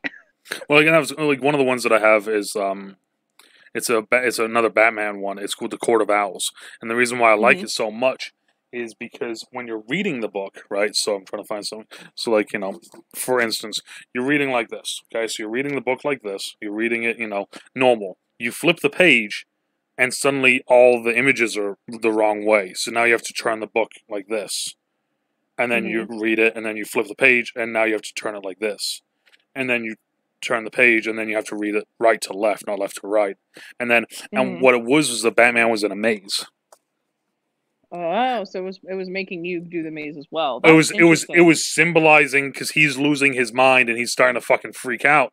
So while the book, as you're reading, it's kind of making you lose your mind because you're kind of having to move it and like completely change the way you know how to read. And just like I thought it was such a unique way of like adding the other that element of he's losing his mind and you are too, you know. I love that. That's so genius. That's genius writing right there. Well, like, and that, like, I couldn't fucking believe it. Like, I was like, and I remember saying to my dad about it. I was like, look, I know you don't give a fuck about this stuff, but I was like, I want you to read this because it's like just the aspect that they did that. I was like, it's fucking cool. Agreed. That's fucking sick. But I need to get back into reading comics. Well, that's like I finished reading the Dark Multiverse one there that I was saying about. I finished reading that one recently, but I need to get back into it because like I was looking it up when you said, you know, like you don't know how much like spent. I was like I have probably a good rough idea. I have 597 collector's issue comic books. That's fucking awesome. For everyone out there that doesn't know, a collector's issue is actually multiple actual like thin comics put together. So it's actually a hardcover or a paperback book. So instead of it being a single like part of a story, it's like between like 7 and 15 parts of a story all as one. Gotcha. Okay. Yeah. So like that's what I buy. I don't buy the individual like issues. I buy the big thick like collector edition ones. So like I always fuck around and say that I have a DC collection room with a bed in it, you know, because that's my bedroom. But I sleep in there sometimes. Yeah, you know, sometimes I've said it before. I was like I could move my bed out into my living room and then just have a DC room. Like I could do it. You could. You could. It would be sick. It would. Well, like it's one of those things. Where it's like I'm very unorganized in a lot of aspects. Like as I look around my desk, I'm very unorganized. But then like I look at my Excel sheet for streaming and I look at my DC collection. It's like it is fucking organized to the T. That's right. There are some things you need to be organized about, and those are those two things that matter. Yeah. Right there. That's it. But so like I always think about it, it's like if I move my bed, that would give me more room, which means I could buy more shelving. If I have more shelving, then I could buy more stuff. And if I have more stuff, it increases the overall value of all the things. Oh my god! Like I've looked at it and I've like done that a little bit. Like I wonder how much I have, and like it's unreal. Like I could put down a fucking down payment on a fucking house with how much I have in there. Like no joke, seriously. Like I could put a down payment on a house right now if I sold everything. Especially because older comics, they develop value. So one of the books that I bought, it's one of the most expensive books I bought. It was $85 when I bought it. It's called Absolute Blackest Night. It's another story that you would really like. Basically, there's the Lantern Corps, right? You know about the Lantern Corps and how each color is a different spectrum on the emotional scale, right? Correct. Okay, so the Blackest Night is about the Black Lanterns, which is death. So it starts off with a guy shooting his family and then shooting himself, to become one of the avatars of death, the Black Hand. But that story arc, though, is, like, incredible. The book that I bought is called Absolute Blackest Night, so it's like a fucking, like, a 10-pound comic book. That's the entire story from start to finish, like, every single thing. Big-ass book, so the images are even bigger than normal. That's sick, though. It was like $75, $85 when I bought it the first time. Every time now and then I go back to see what it's like right now on Amazon, and last time I checked, it was like $400. That's insane. Yeah, and I'm sitting there like, I'm not getting rid of this. Like, nope, it ain't happening. Like, this thing's fucking, you know. Well, it's like one of my old boyfriends. Him and his dad collected comics, and they have the whole Deadpool series in its entirety. Yep. And I was like, that very first one's got to go for a couple grand at least. Like, at least. Well, that was one of, like, and that's one of the ones I've always said about, is that, like, because of course I keep track of them on my phone as well. So then that way I know if I'm out and about and I'm looking to buy books, I know what books I have. So I have all of my DC, everything that's in my room that's DC, I have on my phone. So I know. Okay. But I've always said that, like, and I think I'm going to do it at 1,000. Once I hit 1,000, there's a very good chance I'll buy Aquaman Volume 1. Like, the very first ever issue of Aquaman. The problem is, though, that's like a $400 book. And it's like it's a single issue that would go on my wall and never fucking be opened or any, like, there. Exactly. At that point, you just don't want to diminish the value. You just want to leave it. Yeah, I just want to have it. Because that's the thing, is like, Aquaman.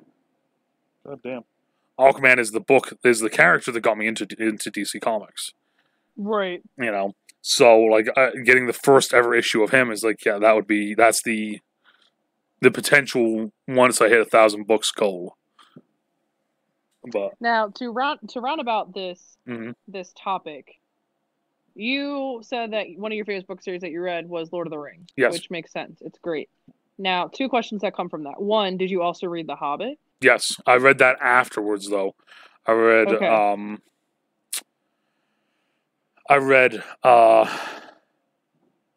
Lord of the Rings first, and then afterwards I read The Hobbit. Okay. And I started to read the Silmarillion, but I couldn't get into it, so I just stopped. Yeah, I didn't read that one either. But second question was, because those are such big name, let alone like books, but movies as well, do you think that the movies brought justice to the books? Yes and no, and that was one of the things I was going to say, just book versus movie, but we'll just do it for this one. Yes and no. There was like the Lord of the Rings movies, I thought were fantastic. The Hobbit movies, they could have done it in two. Yeah, probably. And it becomes that thing. It becomes that aspect of book versus money. Right. And that's one of the things that I feel like a lot of companies have issues with, I guess is the right way of wording it. Because they don't have enough money to fund the idea or the depth that they need. Well, not even that. Like they have like almost they have a need for money. Because like when I said like Hobbit only needed to be 2 movies, they didn't need to make that into 3 movies because they added so much that didn't need to be there. Like why was Legolas in any of it? Fair. Like there was a bunch of scenes that they added that weren't in the book. You know, like if they wanted to, you know, I mean, fuck. So you're telling me the one Hobbit book had to be 3 movies, but The Two Towers was a single movie?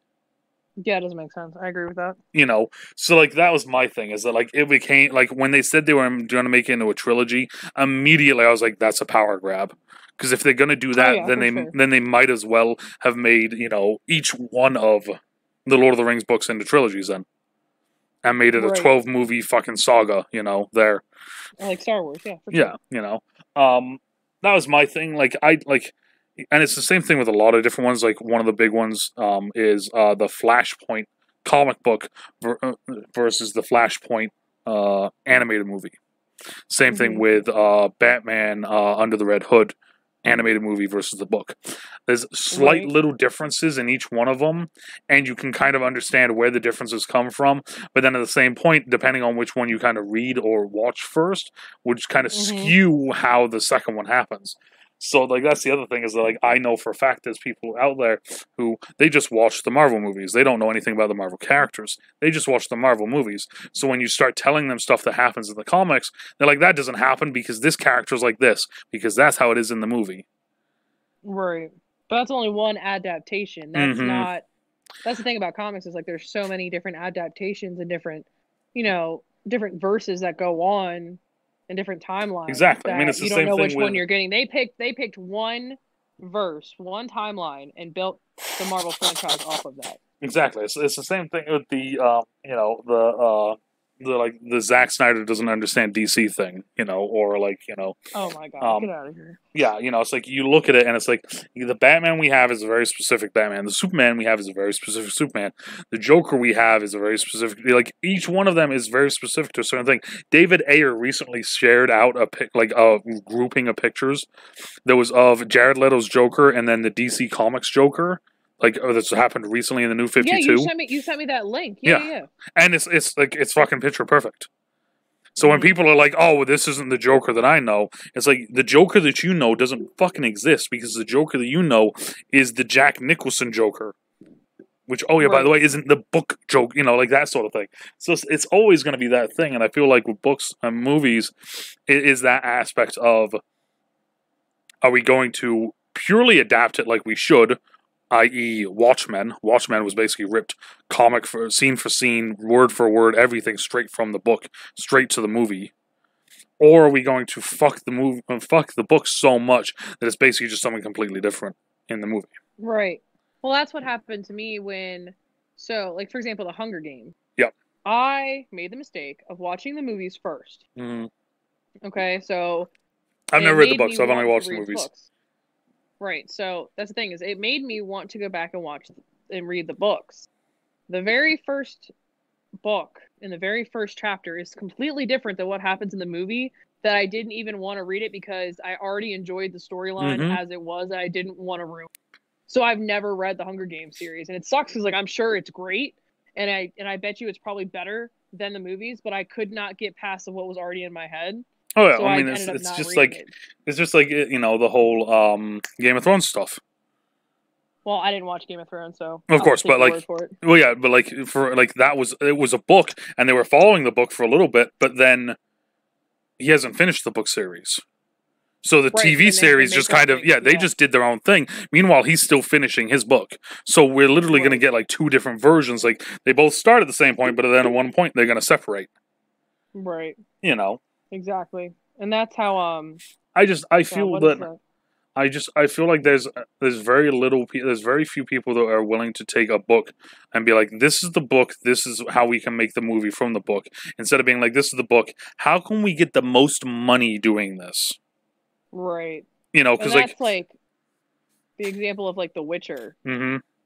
Like, I watched the TV series. I never played the video game. I now want to play the video game, but I never played the video game. But then watching the Witcher series that's out on Netflix, I blew through that and I was like, holy fuck, this series is great. Now made me want to read the book. So I actually have, I think, the first 5 or 6 books from The Witcher, and I plan on reading them. And so far, like, I started reading the first one, and so far it matches up pretty well. Yeah. Now, mind you, I'm only a couple chapters in. But still, it's... Exactly. Yeah, I mean, like, and that's the thing, is, like, that's my thing, is that, because, like, one of the ones that was a really bad one, spoilers, for me was, which one was it? It was Hush. They did Hush as an animated movie, and they completely destroyed the movie. I mean, the book, sorry. They completely destroyed the book. They went against everything that the book did. Like, there was main aspects of it, but the giant overarching, like, this is what it is, they just completely fucking changed. And like, I was watching the movie. Maze Runner did the same thing. And I couldn't fucking do it. Like, I got done with the movie, and like, I really enjoy and love a lot of the DC animated movies. That one I hate. Like, I literally, hate is the word that I will use for it. Like, and like, strong distaste. No, hate. That's how I feel about the Maze Runner series. I read the books and I blew through those, and those were fucking amazing. And I was super psyched when they were announcing the movie for it, and then of course they casted Dylan O'Brien as the main character, and I love Dylan O'Brien from Teen Wolf, and I was super stoked. And like, the first movie did really well, and I really liked it, but the issue is that there's a very key element, and I don't know if you ever plan on reading this series or watching this series, I don't know if you care, but spoiler alert, in the books, there is a girl who he has a telepathic connection to, so like they can read each other's thoughts and shit, and they can have conversations. In the movie, they don't do that, and that is a huge aspect for the second book because it becomes a very big playing factor in what goes on. That's weird. And so then they made the second movie and they didn't do it. And I was like, what? Like, why? I was like, so, like, I was in the movie theater, like, what the fuck is going on? Well, like the other one. Because you can't explain you can't explain how she knew how to be there at the right time, or he knew how to be there at the right time, or knew where she was, because they don't explain the telepathic part, and it really made. Like the other one, like, and this last one before we move on, the Chronicles of Narnia. A childhood book series I read as a kid, and I remember it, loved it, everything. Like they could have had a Harry Potter sort of movie franchise with this, but they fucked up and they didn't do it. Correct. I mean, what they had? I'm looking at right now. They had The Lion, the Witch, and the Wardrobe. They had Prince Caspian, and then The Voyage of the Dawn Treader. And I'm pretty sure they had different actors for all three of them. So I mean, like they could have broke that down into they could have made that into a 7-series movie. Oh yeah, easy. And they could have developed the characters better than they did in the movies, because the books are very well in depth. Yeah, I mean, 1, 2, 3, 4, 5, 6, 7. Yeah, 7. There's 7 books of it. They could have easily have done, the entire thing, but they fucking didn't. And I remember that, and that was one of the biggest things that I really disliked. Was I was like, fuck, it's like I really enjoyed these books. It's a part of my childhood, and then it's like they fucked it up. Well, it's like the series of unfortunate events is the same way. The movie adaptation was garbage, and I was reading those books way later than everybody else, because it was one of those things that I started as a kid and I went back and started it as an adult, thinking that I might have a better understanding of the concept of the book, because I think it was too developed at the time for my age group. Yeah. And so I went back and I was actually reading it when I worked at Red Robin, and I remember the movie came out right around the same time I started rereading the series. And there were a bunch of people who went and saw it, and I was like, I don't want to go see it. And then they were like, don't, it's garbage, it's a waste of time. Don't. And then they came out with the TV series, which I think did better than the movie. But I think it also, because the movie compiled the first 3 books into one movie, which is fucking stupid. That's where the TV series broke it down book by book, and I think that's why it did better than the movie did. Yeah. And now, speaking of you saying Red Robin, this brand new feature on the effing title, My Life as a Restaurant worker. There we go. That's the final. Jesus, we got all sorts of fireworks going off to the high schoolers that just graduated today. Oh, congratulations to them. Yeah. So they got fireworks. They were driving around town earlier. They were doing all sorts of new, almost like new traditions, because they can't do it the way they normally do. Right. But yeah, so I thought this was an interesting one. When you worded this, and like I said, earlier, kind of putting it all together, I thought this was kind of a nice topic to kind of end on, but because it also just kind of it adds a little bit of insight for all sorts of people. Because of course, I got people that are doing, business jobs, restaurant worker, work for the military, work for the government, doing this, just. So I thought this was a very interesting one. So your life as a restaurant worker, tell us about that. That must be fun and not angering and Well, so I've texted you and messaged you about my rage sessions at work. Yeah. But I got into the restaurant industry when I graduated high school.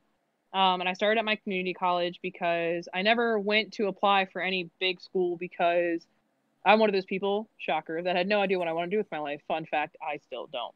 And my mom was like, you can't just go to school, you're going to have to help pay bills. And I was like, okay. In my head, my first thought was the fastest way to make money, the fastest way to make a good amount of money was being a server, right? Mm-hmm.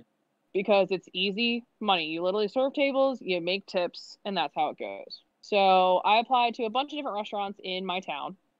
And I ended up applying to Red Robin, and I don't even remember the other place, but I got interviewed for both of them, and I ended up picking Red Robin because at the time it seemed like it would be a better fit.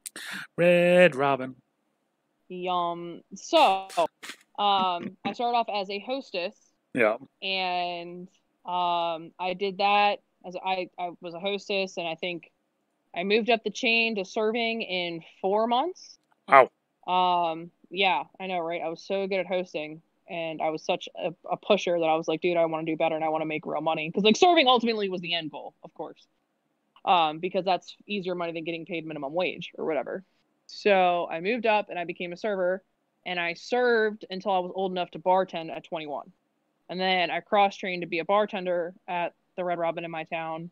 And then so for 6 years, I bartended and served while going to school full time. Mind you, I'm one of those people that I wanted, and like everybody else in this generation, I want instant gratification, right? So school was something very hard for me.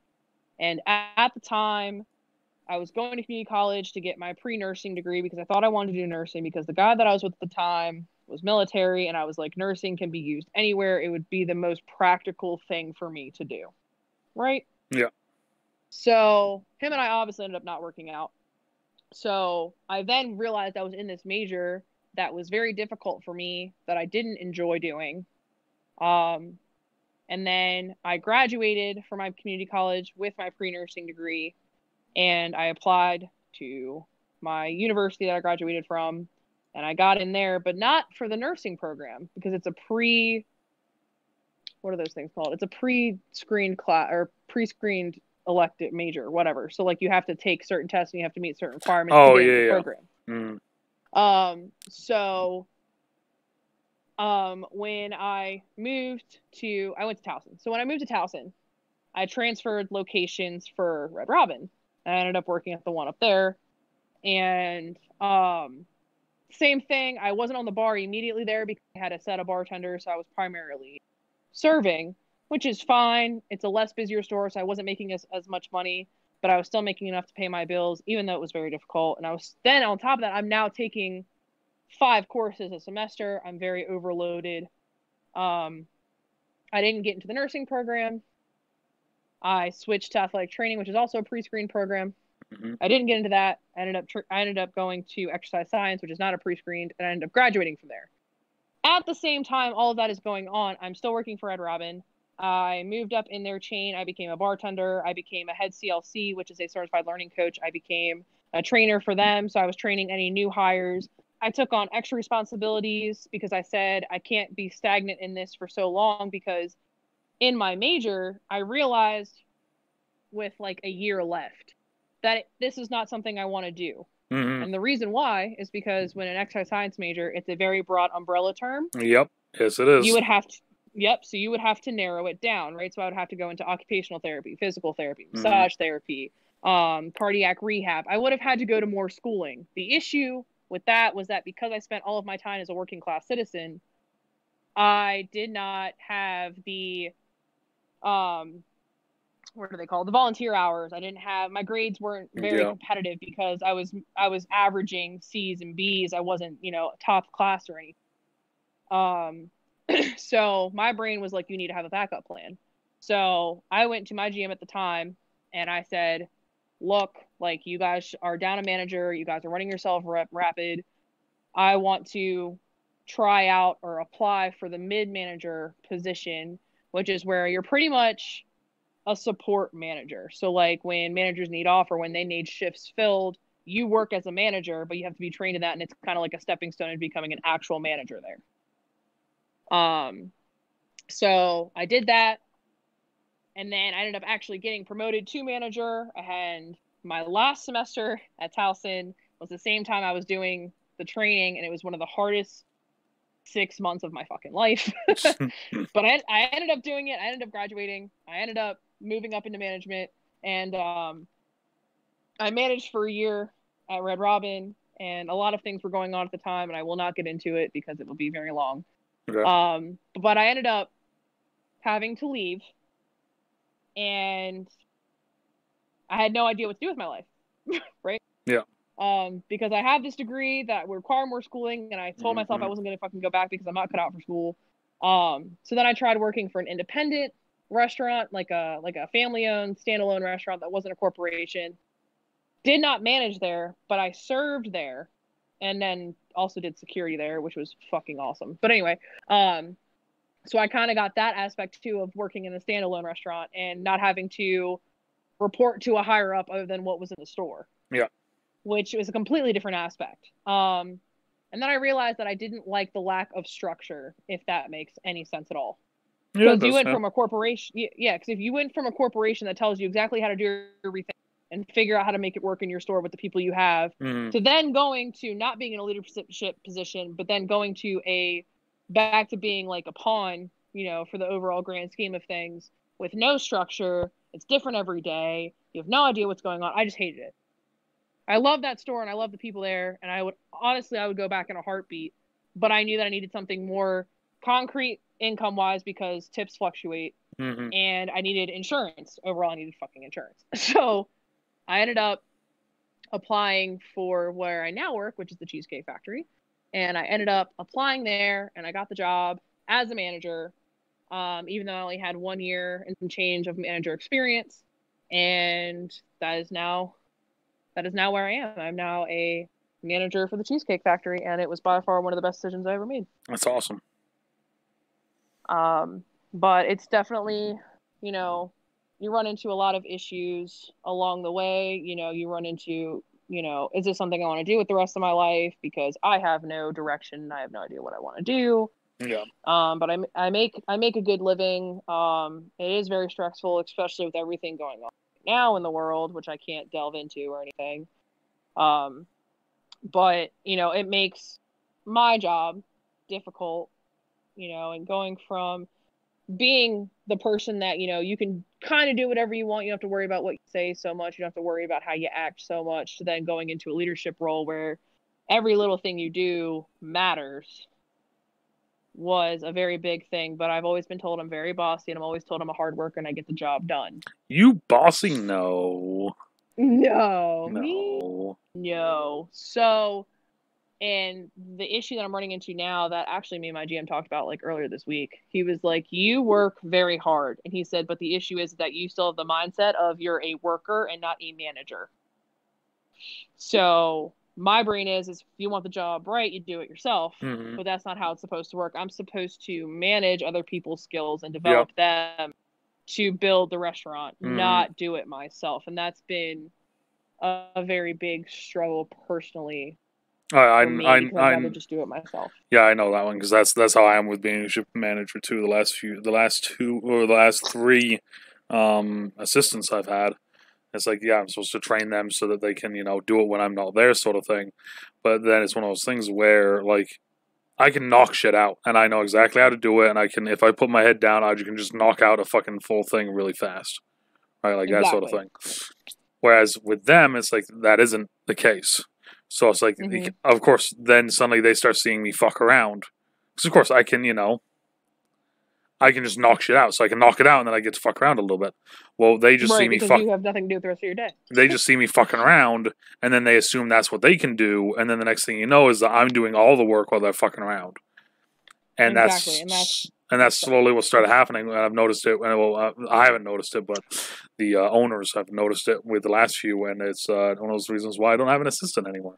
So, right. I mean, that's the hard part. It's a hard balancing act between doing enough to make sure that your team finds you as somebody that's supportive and that can hop in and help when things are going fucking apeshit. But then when things aren't, and you need to be able to develop and control situations, it's a really hard balancing act. And one of the hardest things I've had to learn is to not be so, not lenient, but like so lack of authority that people don't respect me. Because that was one of the biggest issues I ran into when I wanted to originally apply for the mid-manager position at Red Robin. There was specifically a day that the manager there at the time, the GM there, he said we can do it, and he wanted to do a trial run to see if it was something I actually really wanted to do. So I came in. It was a Sunday. I came in at 12. Dressed all professionally, wearing my slacks, wearing my my blouse, whatever. Not in normal serving uniform, which is jeans and a polo. Yeah. And we work the morning shift, and shift change getting ready to happen, and one of the PM servers come in, and he looks at me, because me and the GM were talking at the time, and he looks at me, and he was like, "Why are you dressed like that?" And I was like, "Oh, like I'm your mid manager for the day." And he looks at me and looks at the GM and looks at me and says, I want you to know just because you're dressed like that doesn't mean I'm going to respect you. Ooh. And my GM looked at me to see how I was going to react, because it's one of those things that you have to be able to handle yourself without being disrespectful. And so the inner rage inside, I pushed that down, way back down. And I was like, oh God, here we go. And I looked at him and I said, you don't have to respect me, but I need you to understand that you will have to work hard for this shift. And if you refuse to do your job, you can go home. Boom. And my GM looked at me and knuckle touched me and said, there you go. And we went back to work. And the guy like threw a fit the whole evening. And I was like, I don't care, dude. Like, this is what I'm here for. So, you know, but being in the restaurant industry, you know, there's a lot of people out there who, you know, like, oh, it's not rocket science. It can't be that hard. But they have no idea how hard it is. And like, my family's been in the restaurant industry for a long time. Like, for example, my Nana has been the GM of her McDonald's for like 40 years. Okay. God damn. Like, it's, yeah, no. And like, I give her props because I don't know if I can ever last that long, but we'll see. Right. So, and like, when I was going into this, she was like, you have a degree, baby. Like, why don't you go use that? And I was like, I know. This is something I'm good at. Yeah, this is something I'm good at. This is something I want to do. Well, also I know that one as well, because like, you know, I didn't realize that was your major, so I'm a health science major. Yep. So I know exactly the exact same. Dude, we're twinning in so many aspects. This is why you're the street puppy. This is it. Exactly. But yeah, no, I know exactly the same things. Like when you're like, you know, you got to go do more strolling, do this, do that. I'm sitting there like, yeah, I've been through this. You know, my thing was like I was gonna do all that because I didn't want to sit. I didn't want to sit down at a desk all day. I wanted to be active. I wanted to be helping people. You know, that sort of thing. And now I either sit at a desk all day at work, or I sit at my gaming desk all day. Like, it's one of the two. Right, and you don't ever think about that. That's one of the reasons why I went into the health field to begin with, because I've always found it interesting, for sure. You know, and I watch a bunch of crime shows, and I thought I'd want to be one of those kind of people that like did crime analysis, but I have to know a lot of microbiology, and your girl's not good at that shit. So, you know, it was, you know, I still want to be able to help people, especially after I tore my ACL in high school for lacrosse, and then I went through physical therapy. I was like, maybe this is something I would enjoy doing. And that's why it was kind of like my backup from nursing. But then I got into it, and I was like, dude, this sucks. I don't want to do this. Well, I started in athletic training, and then I had to, one of the days there, we had to do, basically there was just like, it was like a 3-hour block of you going to the training room and helping out. So I remember I had one of the 3-hour blocks, and I went in, and it's like, all right, Colin, you know, we're going to do this, we're going to do that, we're going to do this, we're going to do that. I was like, all right, cool, you know, let's do this, like this rocket. So I did everything I needed to do, like, wicked fast, just kind of like set up stuff, make sure everything was where it was, done, wicked fast. And they were like, holy shit. I was like, yeah, I like, you tell me where to put shit, I'm going to make sure it's there, and we're going to be ready to rock and roll. Right. I was expecting to be doing like helping with rehab and stuff like this and that. So I got done doing that, and they're like, all right, well, you know, there's no one in right now, so just do some homework. I was like, all right. So I sat down, I just started doing homework. And then like the very first person that came in, like, was like, yeah, like I need you know, I need to get my ankle looked at, you know, that sort of thing. So I was watching the guy do it, and this dude pulls his sock off, and it's just the nastiest fucking foot I've ever seen. And this dude puts it up, and of course the trainers, you know, doing all the testing on it and everything. And he's like, all right, you know, we're gonna, it's like, all right, so we're gonna, you know, we're gonna tape it up. And he looks at me and goes, Colin, you know, why don't you tape it? You know, tape up his ankle, you know, and all that. I was like, just trying to figure out how, you know. So I was like, you know, I was like the typical way that like for the football one. He's like, yeah, just like that. That should be fine. I was like, all right. So I started doing it on it, and of course, like I'm fucking looking at this disgusting foot. And I'm doing it, and I got done, and I was like, and the kid leaves, and I was like, how many times do you like deal with shit like that? And he's like, oh, well, with this disgusting foot, like he immediately knew what I was talking about. he's like, you'd be shocked how many times. And I was like, yeah, I don't think I can do this anymore. Yeah, dude. So like at that point, it was that, along with the fact of like, oh, by the way, you're gonna have to travel with teams. And I was like, what do you mean I'm gonna have to travel with teams? Like, oh, well, like for instance, like you either get to pick the spring or the winter. And you're gonna have to travel with the teams, so you can like be there to, you know, like tape them and do stuff, you know, and on the like on scene stuff. And at that point, like I went in and talked to my fucking my advisor. My advisor. I was like, look, I can't do this. And he's like, you realize you're a junior, right? And you're saying this. Yep. And I was like, yeah. I was like, so what's Yep. up? Well, we could always just move you over to health science. He's like, it's basically the exact same shit you've been doing, just, it's in the same umbrella. And I'm like, cool. I was like, so what sort of jobs does that, allow me to do? And he's like, well, let me show you. And he shows me all the things. And I was like, so what could athletic training let me do? And he looks at me and he goes, it lets you be an athletic trainer. Yep. And I'm like, wait a minute, time out. What? I was like, why wasn't this told to me on the first day? He's like, because if we tell you this on the first day, you wouldn't be an athletic trainer. Correct. I was like, don't get me wrong. Like, I would have loved to do athletic training. Because I love sports. I've loved sports since I was little. And I played sports. And the idea of being able to rehab somebody, especially because I've been through it, like, it was a great idea. And then I just realized that, like, I wasn't going to be cut out for the knowledge alone. Like, it's just not something that came naturally, and I had to work really hard at it. And that's why. I remember one of the first times we had organic chemistry. Was one of the classes we had to take. That. Yep. And I remember studying for the first fucking exam in that, and one of the guys on the team with me fucking, like, throwing his book at me like, fuck this, I'm done with this shit. Like, walks out of the room. I'm still studying. He comes back like an hour later, and he goes, okay, I'm back. He's like, where are we? Yep. And I was like, this is where we're at, dude. You haven't really missed much. Like, dude, I feel that so heavy because I failed chemistry twice, and if I didn't pass it a third time, I wasn't going to be able to graduate, and I passed it a third time. And well, I took chemistry. I took chemistry 1, chemistry 2, and then I had to retake chemistry 1 to get a better grade in it, and then I took organic chemistry as a senior because that was part of the new requirement. And, like, I remember, like, going into it and the teacher being like, Colin, you, like, just barely passed chemistry and chemistry 2, right? And I'm like, yeah, I know. Doesn't matter. Pass is a pass. I was just like, yeah, I know. And they're like, okay. I got done doing it, and, like, the teacher, like, called me to their room, and they're like, I just want to let you know, you did better in organic chemistry than you did in chemistry 1 and 2. And I'm looking at her like, weird. Wait, what? And she's like, yeah. She's like, that was my response too. Was, wait, what? That's so weird. But, yeah, so like, of course, restaurant work, I can only imagine, how do you just kind of grit your teeth? Because, like, that's one of the things I've always said is that, like, I couldn't do it. After a while, like, I'm fucking saying something.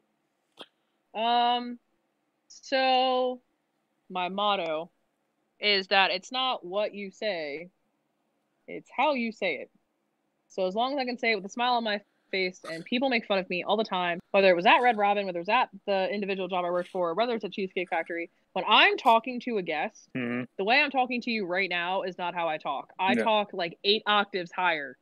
Okay. Oh yeah. Because I have to come off as this sweet little thing. Oh hi. Welcome to Red Robin. Here's my pitch for Red Robin. Okay, since I don't work there anymore, so it doesn't matter. Okay. So when I was a server, it was, hi guys, thanks for choosing Red Robin. My name's Dana. I'll be the one taking care of you today. Can I offer you guys one of our amazing beverages? Talking about our freckled lemonade or one of our amazing milkshakes. If you're not into that kind of thing, we do have happy hour. If not, you guys can take all the time in the world. I can grab you a couple drinks, and then we can talk about appetizers. That's literally what I sounded like. Wow, that's funny. Sup? Okay. I'm Colin. What you want to order? Yeah. So it, and I think me being a hostess and having that quote unquote restaurant persona develop, because at the front desk it's, hi, welcome to Red Robin. How many for you today? It's, you become sort of adaptive to the environment, and that just carried along all the way up through management. And of course, when I went through training to be a manager at Red Robin, the very first thing that the GM there said, she was like, you have a very directive approach. She was like, you say, get this done. This is how it needs to be done, blah, blah, blah. She said, not everyone's going to think you're a bitch. Like, in the nicest way possible. She didn't say it like that, but ultimately she was like, people are not going to listen to you because you sound like a bitch. So you have to figure out a way to interact with people, with your staff that isn't so directive. And then there was one time where there was a guest issue. Someone was having an issue with their food that they had on the table, and she was like, go ahead, go figure out what's up. So I go over and I like kind of kneel down because it's on a table that was like on the ground, not like one of the raised booths. And I kneel down to get at the person's level. That way they don't feel intimidated that a manager's over there. Yeah. And I get down and I just generally have a conversation, ask what's wrong, like what's going on, and like we come to a solution to fix it or whatever. And then my manager pulls me aside when I go back there, and she's like, why do you talk like that to guests but not to your staff? And I was like, habit. And she was like, apply that everywhere. She was like, you're so good at talking to guests. And, you know, that's something that really, you know, helped me, you know, but don't get me wrong. Like, there are definitely times where like people talk to me, like I've been cussed out. I've had people yell at me, and, you know, I handle it with them looking at me. And then the second that I'm not in their view sight, I am cussing, I am throwing a fit, I am raging, and then I go right back out with a smile on my face to fix their problem. And that is, you know, That's awesome. I have a lip piercing and I have a tongue ring. And when people are chewing me out, I'm literally chewing on one of those two things, so I don't say anything. I'm literally in my brain going, wow, you sound like you're making a big deal out of waiting 15 minutes for your table, and I'm so sorry, and you're yelling at me, and I'm just chewing on my lip ring as all those thoughts are running through my head, and then I strongly apologize, and I find them their solution, and then the day carries on. You know, but you know, you try not to take that stuff home, and then you do, which is why, like I said, like rounding all the way back to the very first topic, like music and concerts, like a lot of things from work get pinned, and then we unpin them later. And then, you know, and with us being closed right now and only doing carry out as most restaurants do right now, it's been a little bit easier, but it's still not perfect, you know. So.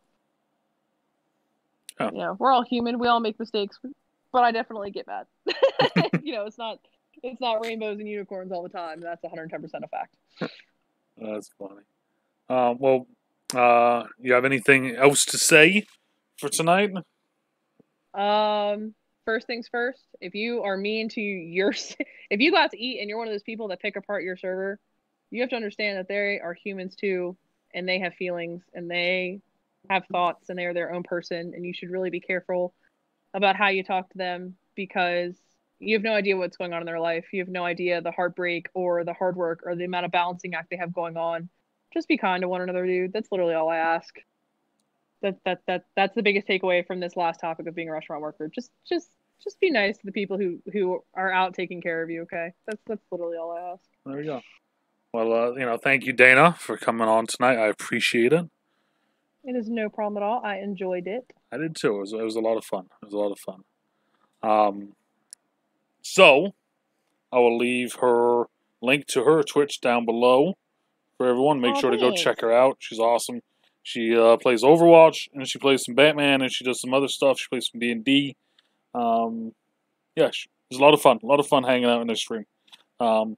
So, with that being said, depending on where you are, when you watch this, and who you are, good morning, good afternoon, good evening, and good night. Stay out of trouble, stay safe, and we will talk to y'all later. Bye.